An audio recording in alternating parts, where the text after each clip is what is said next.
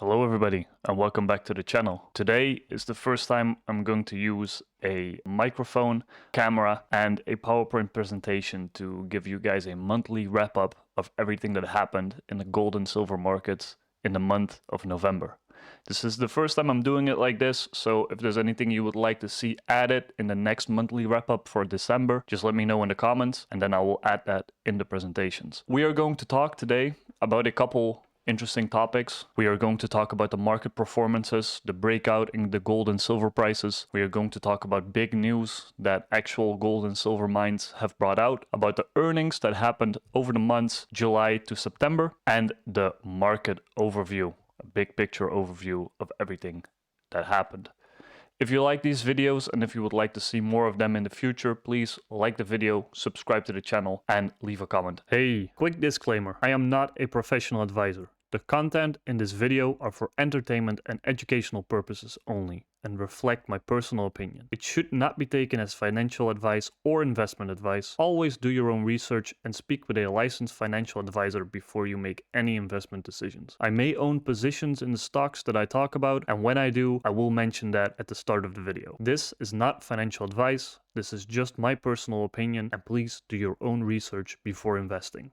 Thank you. Let's get on to the video. Looking at the market performance for the month of November, we can see that all the commodity prices have risen. We can see that gold has risen, silver, copper, zinc. The only one that's down slightly is lead with a 0.6% loss. But the zinc price rose 0.22%, the copper price rose about 2%. Gold has risen almost 4% on the month, and silver almost added 10% to its price. So you can see that all the commodity prices are moving up steadily, with silver outperforming all of them, which tells me that there might be some speculation that's entering the market, because what you usually see in these gold and silver bull runs is that once the price of silver starts to move faster than the price of gold, the bull run is really continuing and getting on steam. And that means that a lot more retail investors and a lot more speculation is coming into the market. So seeing this is a sign that there might be some more speculation that is entering the market. And we can see that if we look at the charts itself, you can see that this is the silver price over the last couple months. We can see that we are definitely still in a nice and solid uptrend. I am not a chartist, but sometimes I look at a couple charts. You can see here that silver has definitely moved pretty steadily in a channel, which it has broken out in September. It moved up, it had a correction, finding that channel line as support, and it is moving back up right now. The volatility in the silver price is definitely something to keep an eye on. Like, it moves down quickly, it moves up quickly, and that is definitely taking a toll on the investors in this market. But it has been for a while. That is the standard silver ride. It goes up and it goes down pretty quickly. If we zoom out a little bit more, this is the monthly time frame. We can see that, let me put this in the frame real quick. We can see that the cup and handle is definitely still in place. You have the cup here, and then the handle of the cup goes like that, with the neckline being at $50. And you can see that we are currently breaking out of that neckline and we are steadily moving up. My personal prediction is that the silver price will do something like that. Maybe it will go up, then it will probably come down in some sort of a recession event, some sort of crash, and then afterwards we have a big spike up for when the gold and silver bull run is over. But we are nowhere near that, in my opinion, right now. We are currently breaking out of the cup and handle pattern, which has been setting up for years. So being part of this move right now is definitely a very interesting development. For sure, very lucky to have found this market at such an important breaking point.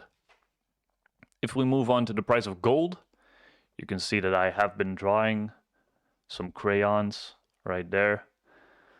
If we zoom out to the monthly time frame first, we can see the amazing run that gold has had. We are going to look at the monthly time frame now. So this is a pretty big picture chart. We can see that the gold price at this stage right here was the bottom of the previous bull market. We started at a price of about $300 and we moved all the way from there.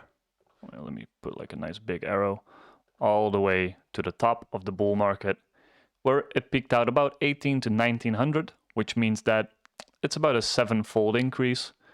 If we look at that, hold up, the increase was, well, I was lying. It was about a 5 to 6 times increase in the price of gold. If we big picture look at the bull market that we're in right now, we can see that we peaked in 2011 at a price of $1,900 an ounce, and the gold price has moved down over that time to the bottom in 2015. Then it consolidated for a long time until we broke out of the bull market. We broke out of the downtrend and the consolidation in 2019. We have been moving up since to 2020, and then since 2020, when a lot of people got into the silver and gold space, including me, have been consolidating until about 2024, and we are currently just rocketing up explosively. And if we take the last bull market as any guide as to where we are going to go in the future, if we take this same 5.8x move and we go to the bottom of the consolidation, we can see that it is possible that this bull run won't even fit on my screen right now, that this market will top out somewhere at $8,000. That is my personal, it's not really a prediction. That is my personal price target for gold. Once it reaches this level, I'm selling everything and I'm moving out of this market. But as you can see, we've definitely been moving in that direction. But since the fact that this move is so explosive over the last couple months, and we are going to look in that a little bit more, we can definitely expect some sort of a pullback.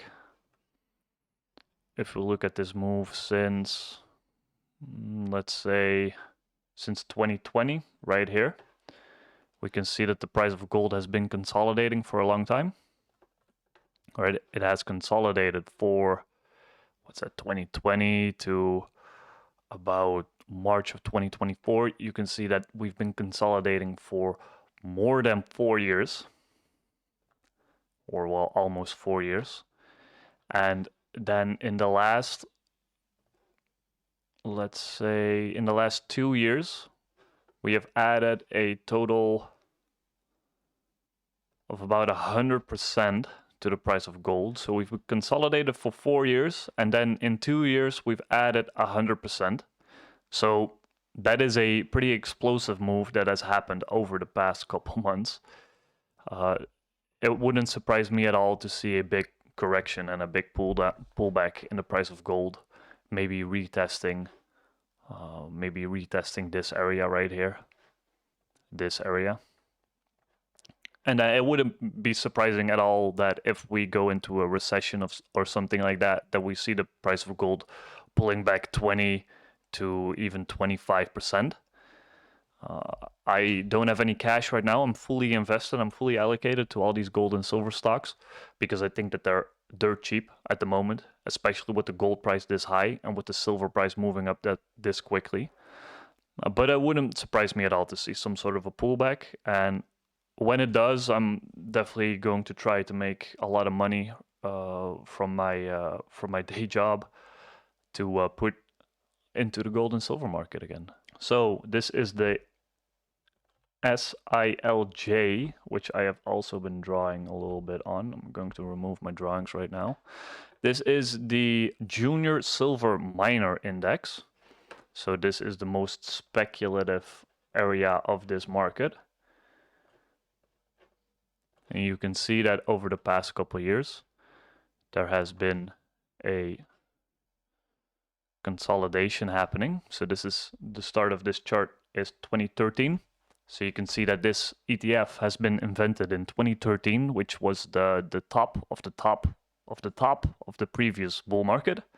This ETF got started, and the first thing that happened is that people lost all their money before they lost all their money again. And then afterwards, the ETF rose a little bit, and then people lost everything once more. And then after 3 times of losing all your money, the ETF is finally moving up because the price of silver is breaking out. Now, why do I look at this chart? I think that this is a pretty good indicator of the level of speculation that is in this market right now.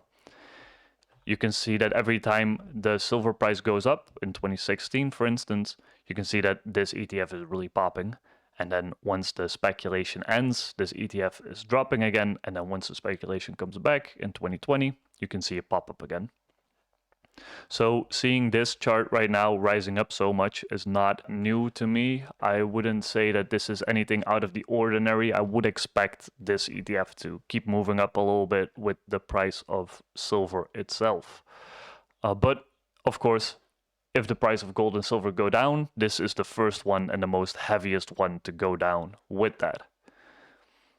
If we look at the chart of the SIL, you can see that I have also been drawing there. You can see that big picture, it is about the same view. This ETF was started in 2011, but this ETF is also a very good candidate of making sure that investors lose all their money with short-term gains right there in 2016. The ETF moved down again. And then in 2020, the ETF moved up again, followed by a consistent period of loss. So you can see that in this ETF as well, the SIL, that is the silver miner ETF. So what we looked at in the SILJ is the junior miners. This is the senior miners.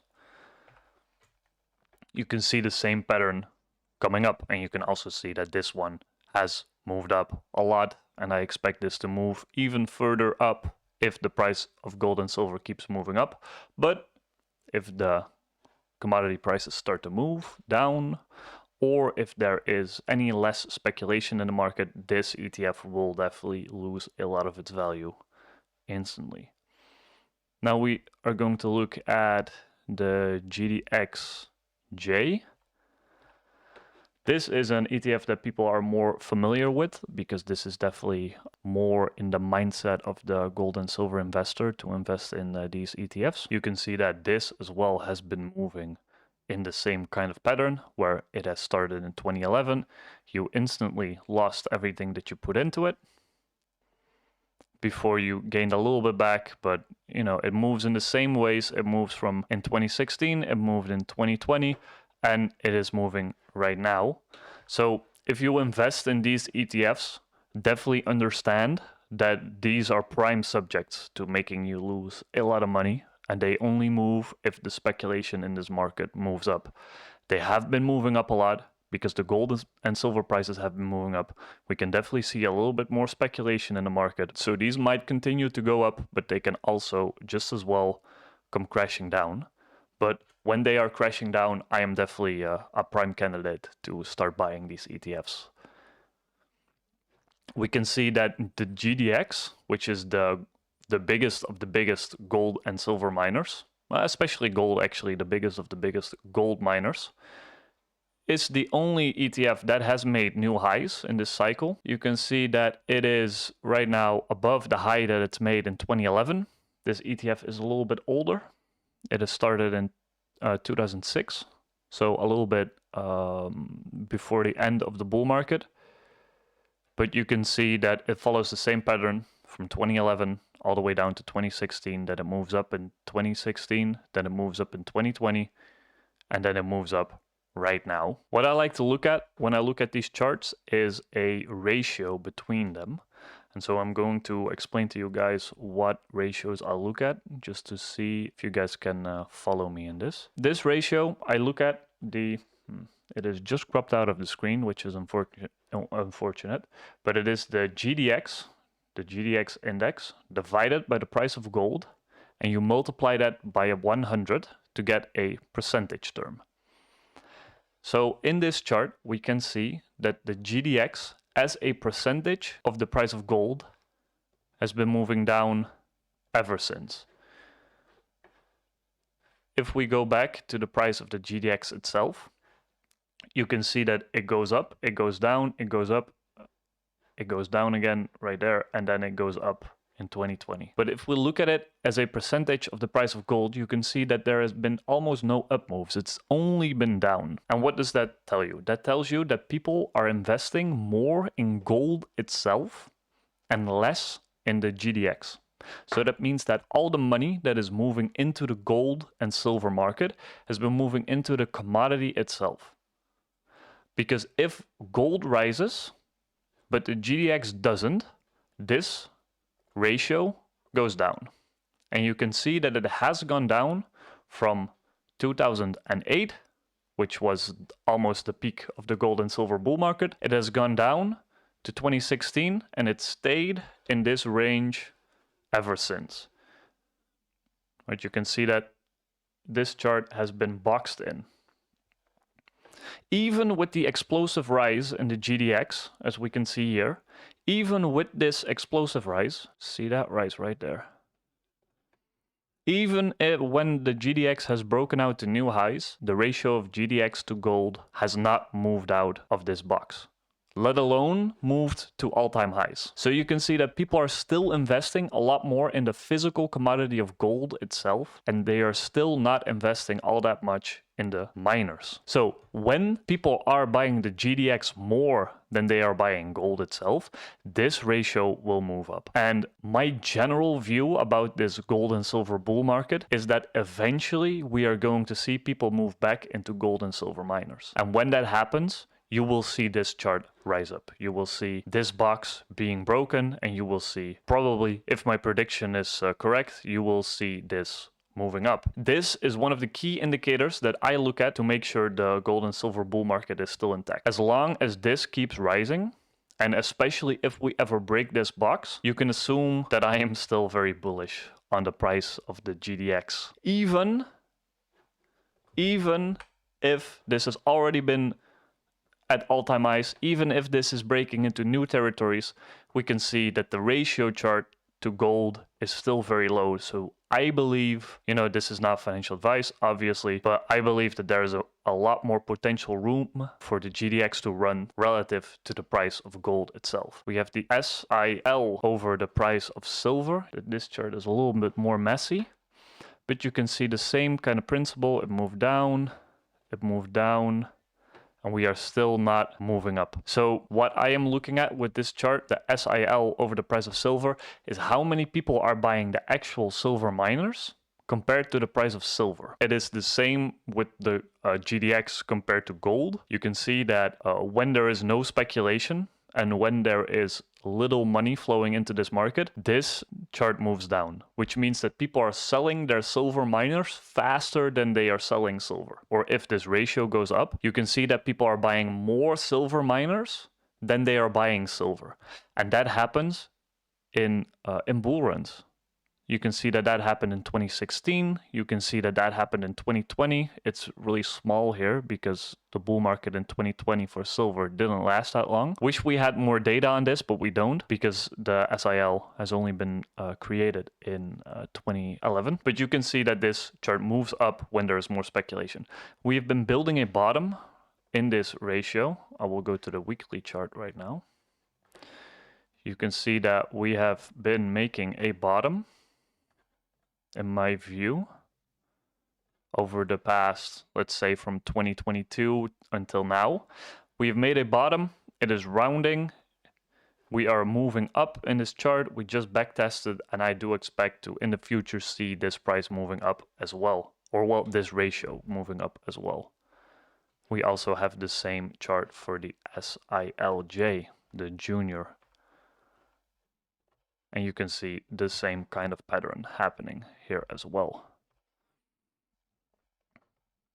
You can see the same pattern. 2016, it moved up, then it moves continually down until there are brief periods where bull runs happen. If we look at the gold to silver ratio, let me just remove all my drawings. If we look at the gold to silver ratio, we can see that we are still in the 74 range.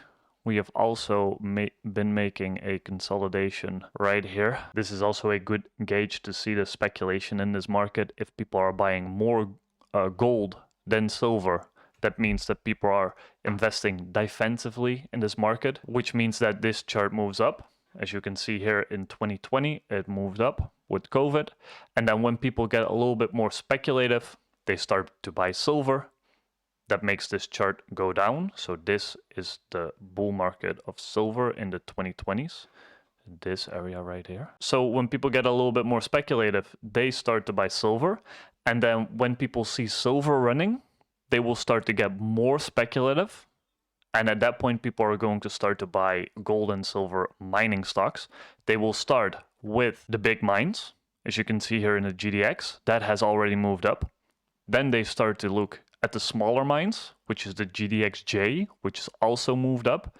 Then they will start to look at the bigger silver mines, and eventually they start to look at the smaller silver mines. And after that, people will start to go and speculate into exploration projects and into deposits. And that is why I am allocated basically my entire positioning to junior miners and to exploration plays, because I do believe that if we get into a more advanced stage of this bull market, people are going to go crazy, and they are going to start speculating heavily on deposits.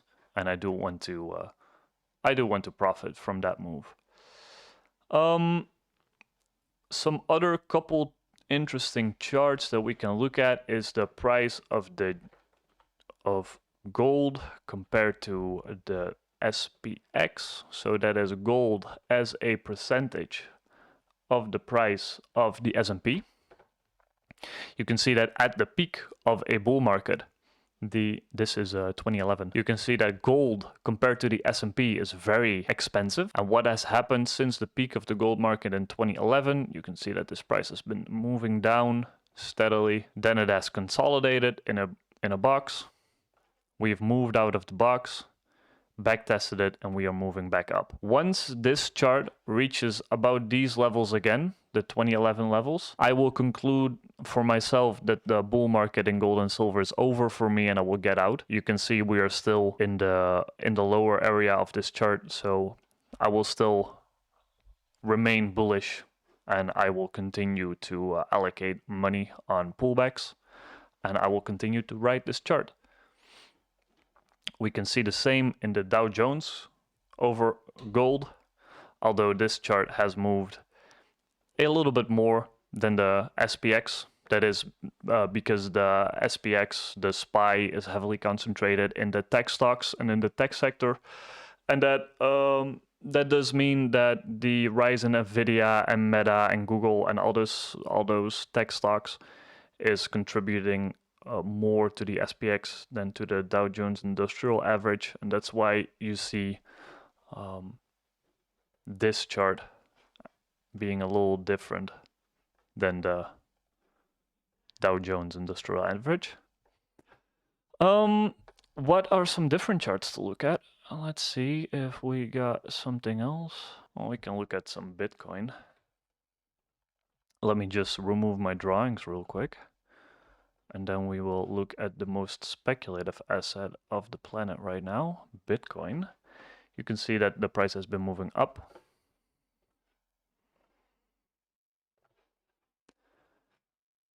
And, well, I am not a chartist, so please forgive my charting sins right here. But something like that. Bitcoin has moved up in the past couple of years.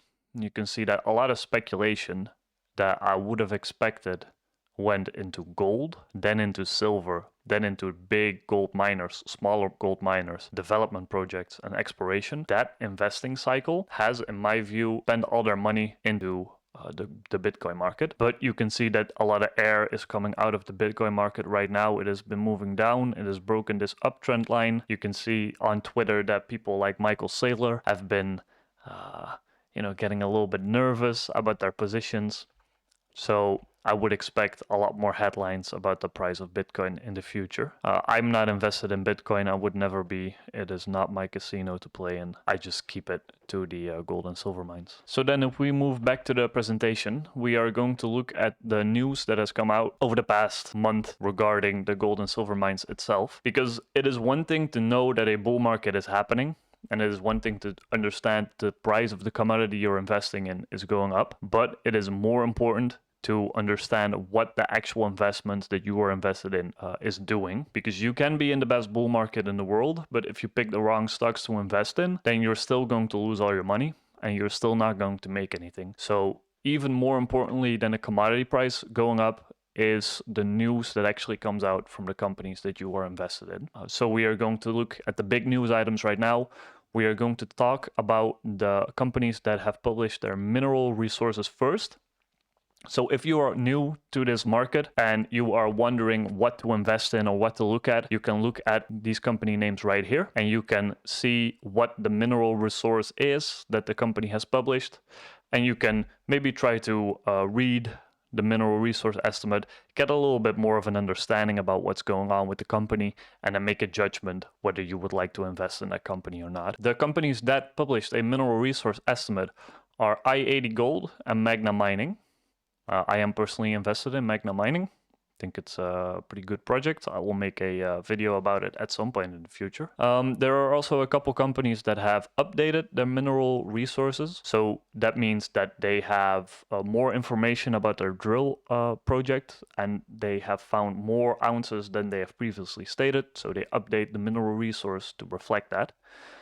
American Rare Earth, Allied Critical Metals, ATEX, Trident, and Firefly Metals have all updated their mineral resource estimates. I highly recommend just looking them up and seeing what has changed. Maybe they have become a better investment, or maybe not, who knows. There are also some companies that have published their economic studies. A PEA is a preliminary economic assessment. So an economic assessment about the project and about the property that they own. Is it profitable to mine? If so, at what gold and silver price? And how many ounces are there to be mined? This is definitely what you will use to understand whether a project is profitable or not. Aya Gold and Silver published their economic assessment, Heliostar Metals and Moon River. There are also some companies that have published a pre-feasibility study. So a pre-feasibility study goes into more detail as to how they are going to be able to mine the project. So you have a mineral resource estimate that tells you how much gold and silver is potentially in the ground. Then you have an economic assessment that tells you about the gold and silver that is in the ground. Is it profitable to be mining this? How much money are we going to be making if we mine this property itself? The pre-feasibility study goes into detail as to how you are going to mine this project in the future. And the feasibility study is a very detailed explanation and the entire engineering behind the mine itself. So that's kind of how you can look at this. So with a risk-reward perspective in mind, the mineral resource estimate is the most risky. The PEA, the economic assessment, is a little bit less risky because now you know that there is gold and silver and that it is profitable to mine it. The pre-feasibility study is a little bit less risky than that because now they tell you how to mine it as well. And the feasibility study itself is the least risky because this is a very detailed plan on how they are going to do it. The feasibility study is also what they most likely use to try and start raising the money that they need to build this project once they get the approval from the government, the permits. Take a look at all of these. This is very interesting. We're not going to go into them in this video. Maybe if there are some requests, I will look at the pre-feasibility studies or the economic assessments in separate videos because they do tend to take a long time to go through.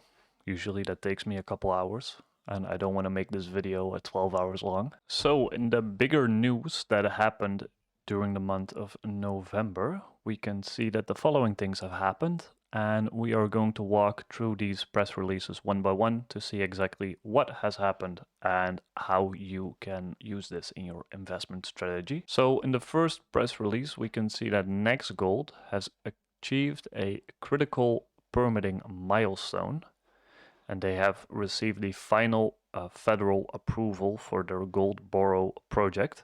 I have also made a video about NextGold, so if you are interested in that, definitely check it out. I do own shares in NextGold, so consider me biased when talking about this company. But the company is pleased to announce that the authorization for the construction and operation for the gold borrow project have been granted. So this company has got all the permits that they need right now to start constructing this project.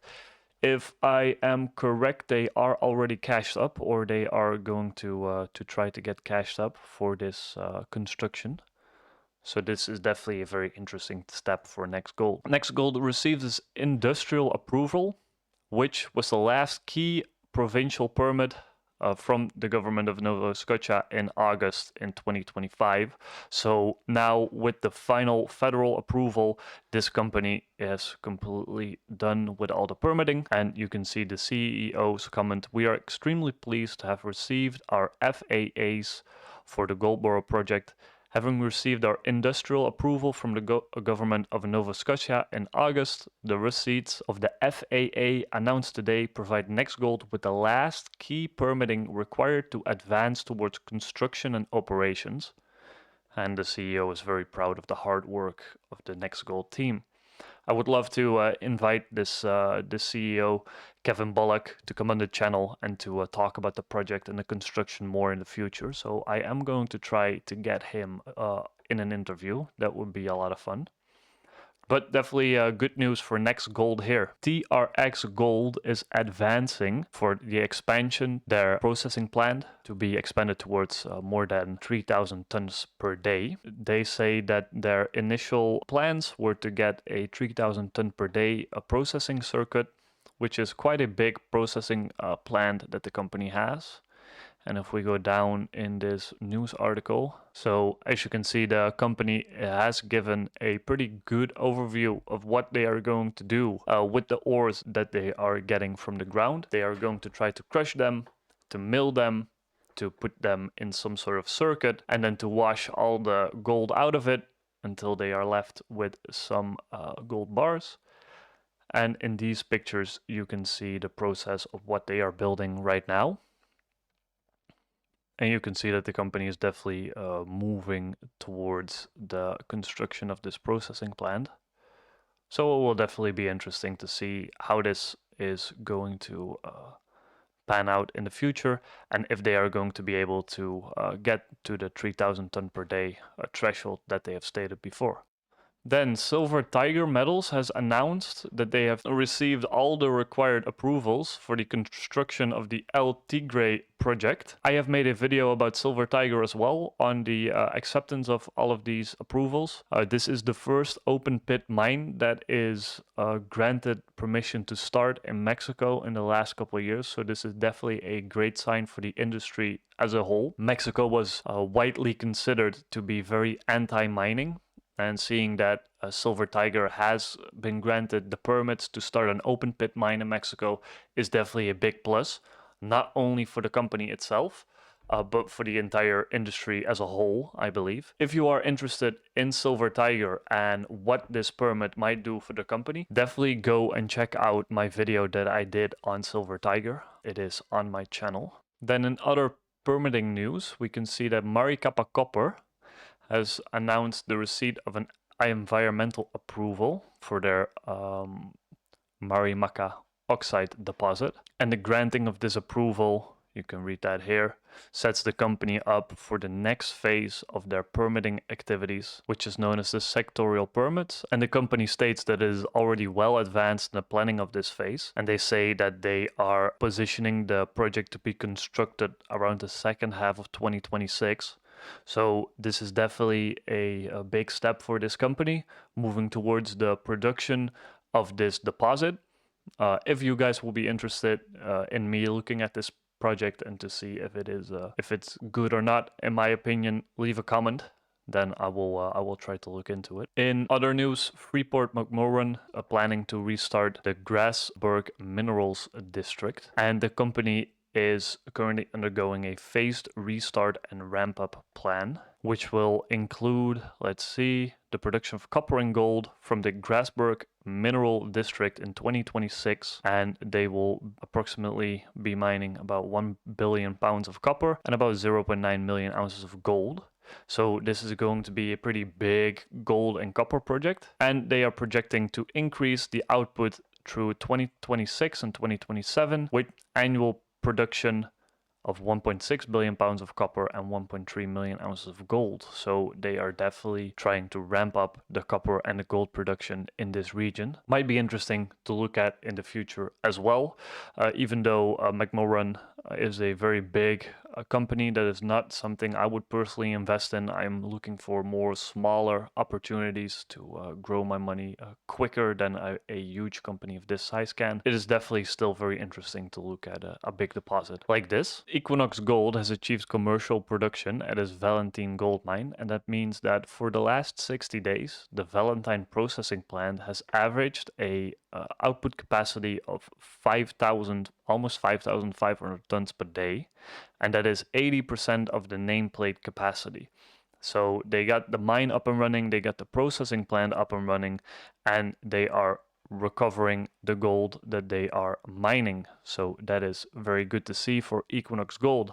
So this will definitely have a very positive effect on their next financial statement. So definitely look out for that. They are expected to deliver about 15 to about 30,000 ounces of gold in Q4, and in 2026 around the second quarter, so in about half a year from now, they will want to produce about 150 to 200,000 ounces of gold. That is definitely a very interesting add to their balance sheet and to their profits, probably. And then last but not least, Barrick Mining has announced that they have found a resolution to the dispute in Mali. And for the people new to the channel, Barrick Mining had a mine in Mali that is in Africa, and they had some disputes with the government there. But the company announced that it has entered into an agreement which puts an end to all of its dispute with the government of the Republic of Mali regarding the mines that they own there.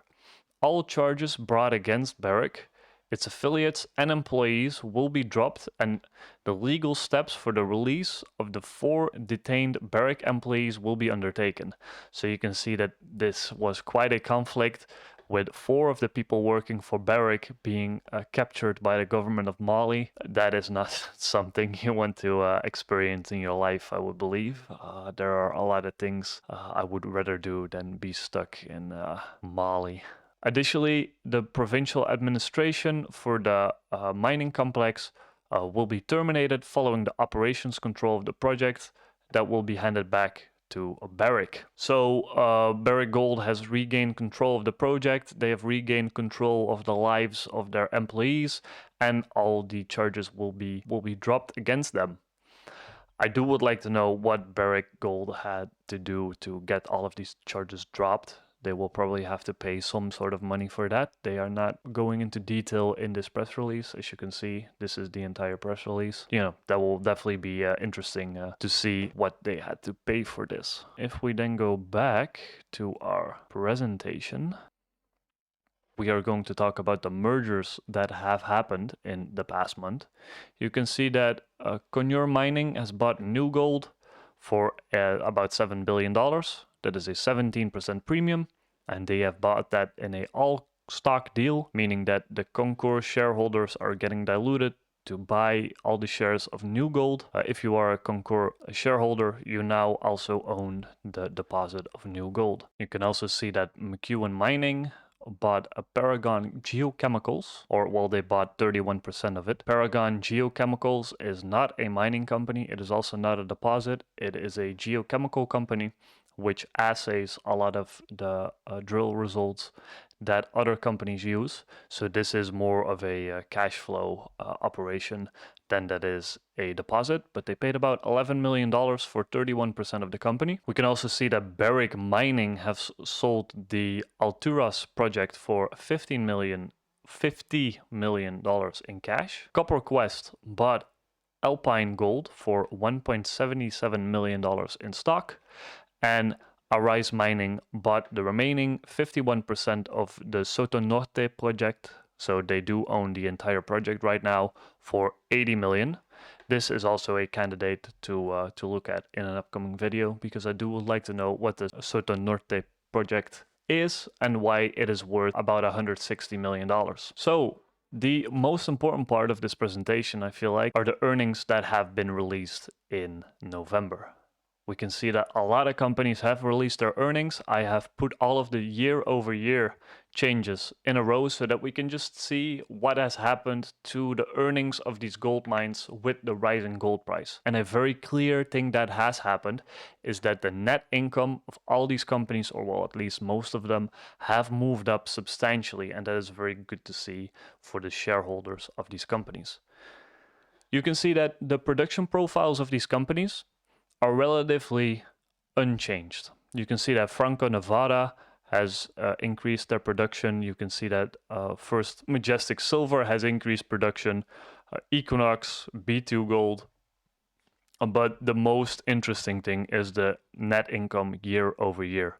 You can see in almost all of these companies that the net income is increasing extremely fast. And the gold prices that were recorded when these companies were operating was also lower than the gold prices now. So you can probably see in the next financial reports that these companies produce that their net earnings and their net income will even be higher than it is now. I am going to skip through these, so you can pause the video right here and look at this screen and just make your own conclusions about these earnings. You can look at companies, maybe you own one of them, maybe you know people who talk about projects like this, so you can have a better understanding of their year-to-year earnings, what you pay for the shares right now, and what kind of multiple you pay for that. A couple things that I noticed in these earnings as well when I looked at them is that the bigger the gold mine, the more profitable they are, the higher the multiple is you are going to pay for them. So you can still see that smaller mines have a lower multiple than bigger mines. Even though bigger mines are less likely to grow in production than smaller mines are. In the beginning of this presentation, we looked at the stocks, we looked at the gold chart, and we looked at the GDX and the GDXJ charts. You can definitely see that a lot of money has moved into gold, and that a lot of money has moved into the bigger gold mines. That is why these, for example, Pan American Silver, that is a very big company, you pay 23.8% multiple, while Santa Cruz Silver, that is a smaller mine, you pay an 8.6 times multiple. You can definitely see that the speculation is coming into the market a little bit, but it is definitely still at the bigger mines. So there are a lot of possibilities and a lot of opportunities with the smaller gold and silver miners. And then to wrap up the presentation, I want to let you guys know that the industry as a whole has raised $2.2 billion in the month of November. I am going to keep tracking this every month for the foreseeing couple of years to know whether this entire sector is attracting more or less money over time. I do think that is very interesting to look at once we enter the more mature stages of this bull market. I am still extremely bullish. I'm still fully allocated to my deposits. I will continue to make videos about deposits in the month of December. If you have some comments as to what to keep in this presentation, what to remove, or what to do differently, please let me know. With all that being said, I want to thank you all for watching this video. Leave a like, leave a comment, subscribe to the channel, and I'll see you. Thank you. Bye bye.